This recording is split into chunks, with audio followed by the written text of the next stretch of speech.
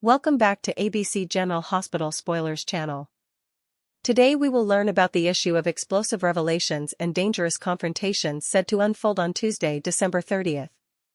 As Port Charles finds itself engulfed in a web of secrets, warnings, and shocking discoveries that will leave multiple residents reeling from the fallout, the upcoming episode promises to deliver high-stakes drama as Jen Sidwell issues a chilling ultimatum to Drew Cain, while Willow Cain stumbles upon information that could change everything she thought she knew. Meanwhile, Sonny Corinthos continues his calculated game of manipulation, attempting to blur the lines between right and wrong in ways that could have serious consequences for everyone involved. Jordan's critical discovery. The episode kicks off with a pivotal moment as Jordan Ashford makes a significant breakthrough in her investigation. Standing before Laura Collins with an expression that mixes professional satisfaction and cautious optimism, Jordan reveals that she's uncovered something substantial. Her exact words carry weight as she confesses to finding evidence that could give Laura exactly what she's been searching for. This discovery isn't just any random piece of information. It's specifically tied to Jen Sidwell, the dangerous criminal who's been pulling strings behind the scenes in Port Charles. Jordan's intel could prove to be the game-changing advantage Laura needs to finally gain the upper hand against Sidwell's operation. The question now becomes how Laura will utilize this information and whether it will be enough to expose Sidwell's criminal enterprise before he can cover his tracks. Jordan's years of experience in law enforcement have clearly paid off as she's managed to dig up dirt that others have missed. The timing of this revelation couldn't be more critical given that Sidwell's influence has been spreading like a cancer through Port Charles, corrupting officials and eliminating anyone who stands in his way. Tracy's moral dilemma. Over at the Quartermaine mansion, Tracy Quartermaine finds herself in an increasingly uncomfortable position. During a tense conversation with Michael Corinthos, she makes it abundantly clear that someone is being unfairly kept in the dark. Tracy's exact complaint centers on the idea that keeping her uninformed isn't just wrong. It's actively unfair to the person being excluded from crucial information. The burning question is whether Tracy is specifically referring to Brooklyn Quarterman, who remains blissfully unaware of the dangerous secret Tracy is harboring. Tracy has been covering for Michael ever since she witnessed him at Drew's residence on the fateful night of the shooting.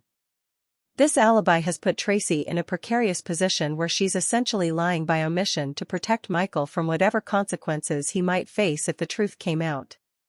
However, Tracy's conscience appears to be catching up with her. As someone who values family loyalty above almost everything else, she's finding it increasingly difficult to maintain this deception, especially when it means keeping her own granddaughter, Brooklyn, completely in the dark about matters that could potentially impact the entire family. The weight of this secret is clearly taking its toll on Tracy, who's never been one to shy away from speaking her mind. Her frustration with Michael is palpable as she challenges him on the ethics of their arrangement. Tracy understands that every day they continue the charade, they're digging themselves deeper into a hole that could eventually swallow them all. She's witnessed enough family scandals over the years to know that secrets have a way of exploding at the worst possible moments, and she's desperately trying to prevent that from happening again. Lucas receives an unexpected proposal. Meanwhile, at the hospital, Lucas Jones finds himself on the receiving end of an intriguing proposition. Marco Rios approaches Lucas with what he describes as another way forward, suggesting an alternative path that Lucas might not have previously considered. Marco's pitch comes at a crucial time for Lucas, who's been struggling with his own personal and professional challenges. The specifics of Marco's proposal remain shrouded in mystery, but the fact that he's presenting it as a viable alternative suggests it could be something that significantly alters Lucas' current trajectory.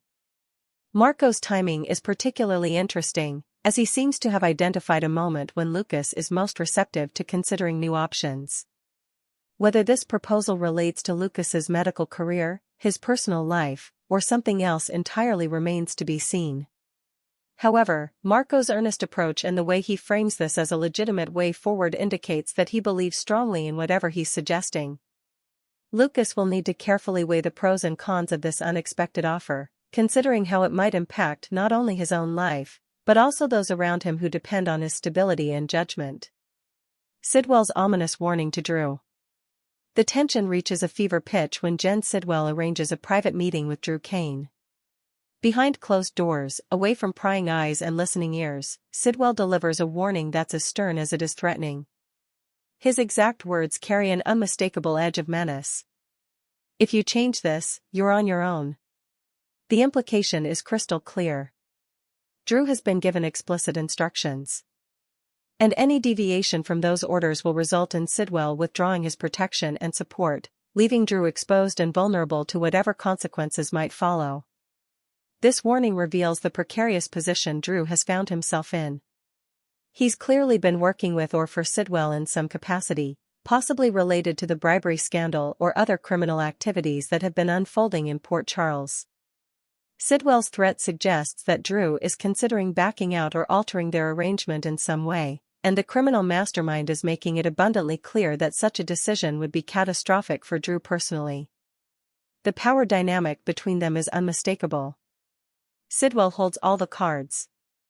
And Drew is essentially trapped in a situation where following orders might compromise his integrity. But disobeying could result in his complete destruction. The private nature of this meeting underscores just how dangerous Sidwell truly is. He's not making empty threats in front of witnesses. He's delivering calculated warnings in settings where there's no evidence, no recordings, and no one to corroborate what was said. This is how career criminals operate. They leave no trails, create no evidence, and ensure that anyone who crosses them does so knowing there's no protection and no way to prove what really happened. Willow on the verge of discovery. Unknown to both Sidwell and Drew, their private conversation might not be as private as they believe. Willow Cain is positioned to stumble upon shocking information that could blow the lid off the entire conspiracy.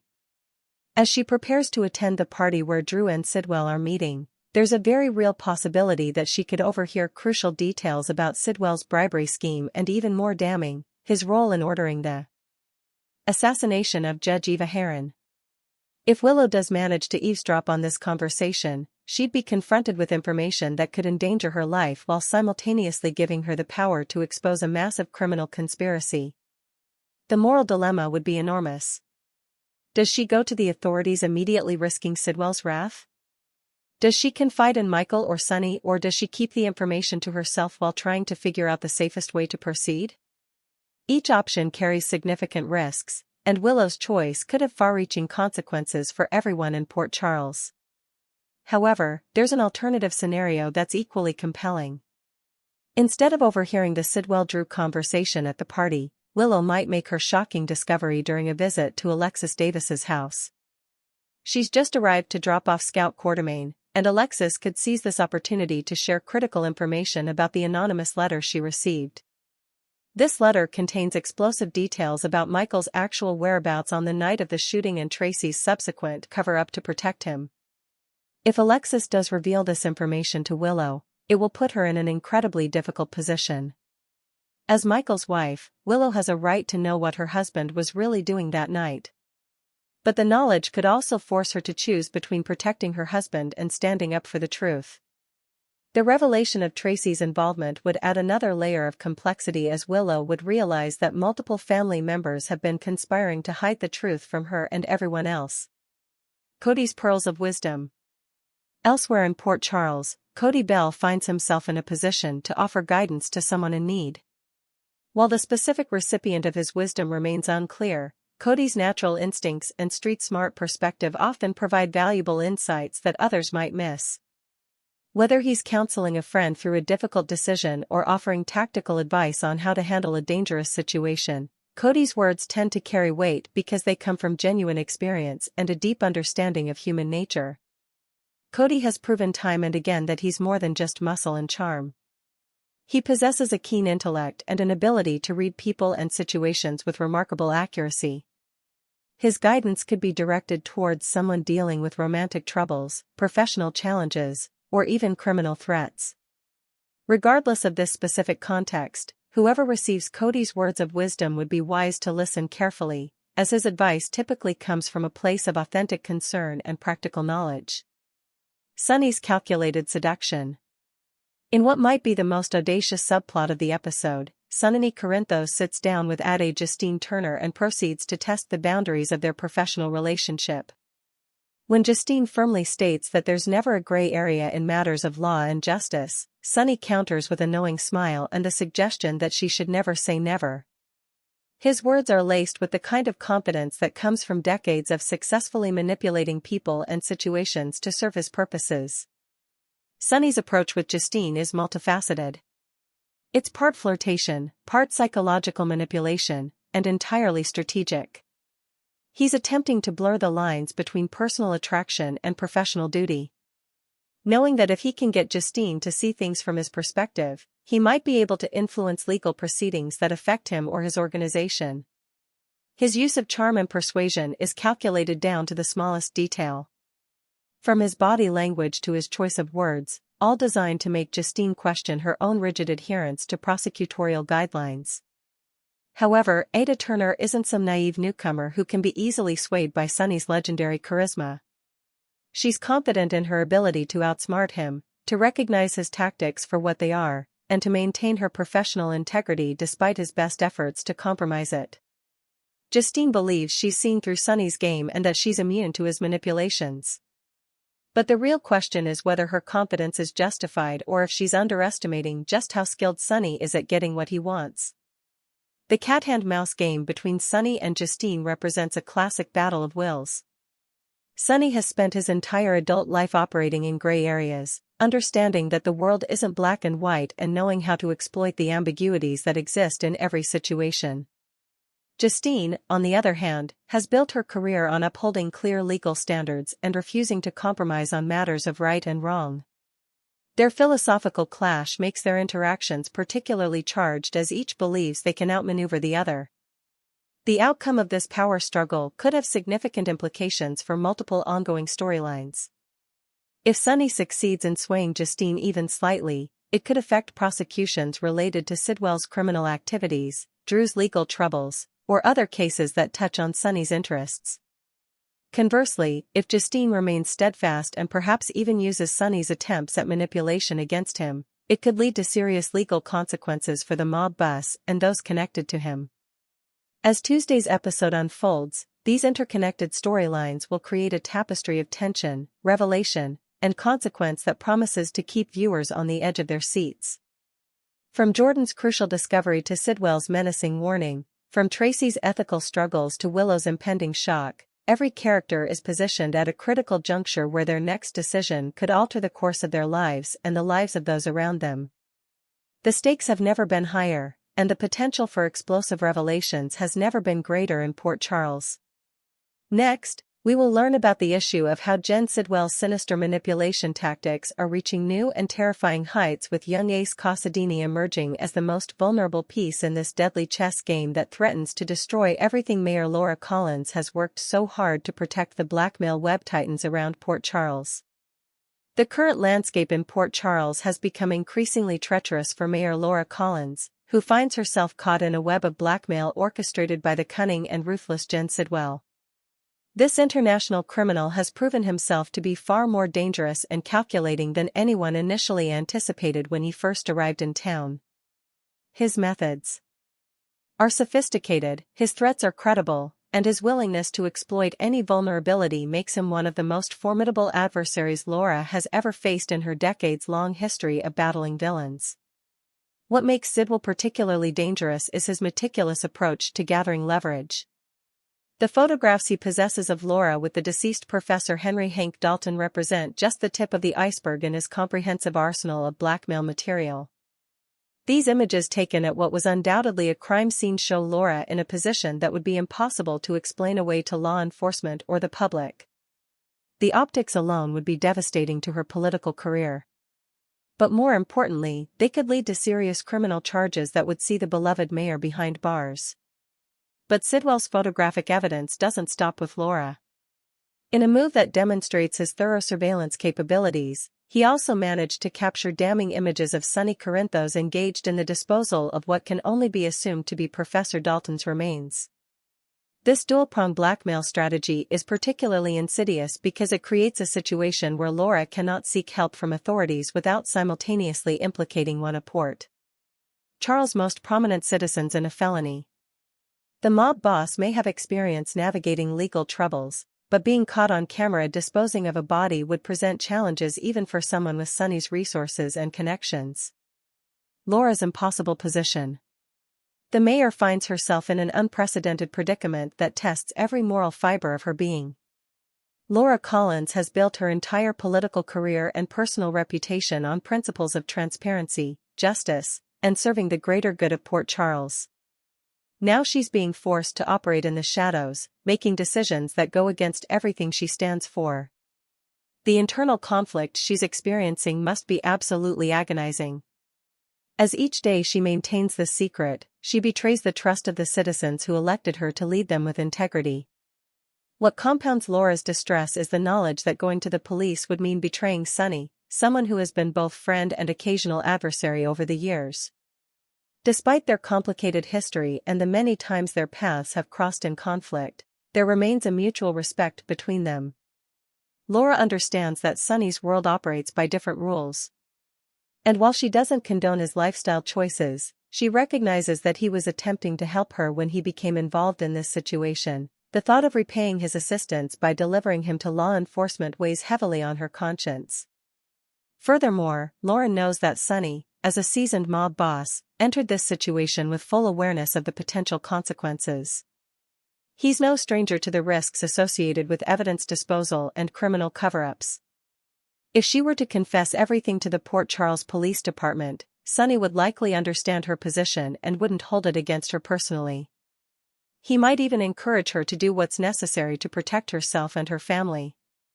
However, understanding and forgiveness don't change the fact that such a confession would devastate Sonny's life and potentially tear apart his family, leaving his children without their father and his organization without its leader. The breaking point approaches. As Sidwell continues to escalate his demands, there's a growing likelihood that Laura will reach her absolute breaking point. Every blackmail situation has its limits. And Laura Collins is not someone who can be pushed indefinitely without eventually standing her ground. If Sidwell makes the catastrophic miscalculation of demanding that Laura take actions that could directly result in physical harm or the death of an innocent person, he will discover just how fierce the mayor can become when her moral boundaries are crossed. In such a scenario, Laura may find herself forced to make the agonizing decision to reject Sidwell's commands entirely, regardless of the personal consequences. She might stand before him with steel in her voice and determination in her eyes, declaring that she's finished participating in his twisted games. In this imagined confrontation, Laura could tell Sidwell that she's prepared to march straight to Police Commissioner Jordan Ashford and lay out the entire sordid story from beginning to end. She might even invite him to send those incriminating photographs to the PCPD if he dares, calling his bluff in a high-stakes gamble that could either free her from his control or destroy everything she holds dear. However, Sidwell didn't acquire his power and influence by backing down when challenged. This international criminal has invested significant time and resources into positioning Laura as his puppet within Port Charles' political infrastructure. Her role as mayor provides him with unprecedented access to information, resources, and potential cover for his operations. The value of having a high-ranking city official under his control cannot be overstated, and Sidwell will undoubtedly fight with everything at his disposal to maintain that advantage. He's not the type of villain to simply accept defeat and walk away when his leverage is threatened. Kevin Collins in the crosshairs.